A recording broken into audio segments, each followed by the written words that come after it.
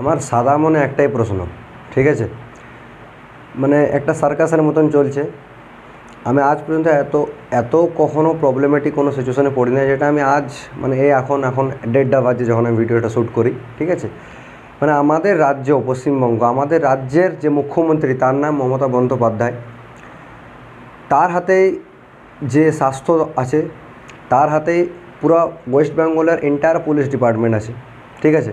মানে তার হাতেই পাওয়ার আছে, সমস্ত পাওয়ার তার হাতেই, ঠিক আছে? সবচেয়ে পাওয়ারফুল ব্যক্তি আমাদের রাজ্যের মমতা বন্দ্যোপাধ্যায়, যার হাতে স্বাস্থ্যও আছে, যার হাতে পুলিশের ব্যবস্থাও আছে, ঠিক আছে? তো এই যে আরজে করে ঘটনাটা ঘটেছে, সাধারণ মানুষ হোক, ডাক্তার হোক, যে কোনো প্রফেশন লোক ওর রাস্তায় নেমে জাস্টিস চেয়েছে। কার কাছে চেয়েছে? আমাদের রাজ্যের মুখ্যমন্ত্রীর কাছে আর আমাদের জুডিশিয়ারির কাছে, ঠিক আছে? কিন্তু মজার বিষয় হলো, যখন পাওয়ার মুখ্যমন্ত্রীর হাতে আছে, সব কিছু মুখ্যমন্ত্রীর হাতেই আছে, তো মুখ্যমন্ত্রী যে রাস্তায় নেমে উই ওয়ান্ট জাস্টিস বলছে, কার কাছ থেকে জাস্টিস চাইছে আমি সেটা বুঝতে পারছি না। সাধারণ মানুষ তো নাহলে ওনার কাছে চাইছে, কিন্তু উনি কার কাছে চাইছেন সেটা আমি বুঝতেই পারছি না। যে উনি যে রাস্তায় নেমে পড়ে বলছেন উই ওয়ান্ট জাস্টিস, তো উনি কার কাছে আরও জাস্টিস চাইছেন? মানে আরও কেউ আছে স্টেটের মধ্যে হাই অথরিটি, সেটা আমি খুঁজে পাচ্ছি না, ঠিক আছে? তো এটা একটু প্রবলেমেটিক সিচুয়েশান ফেস করছি।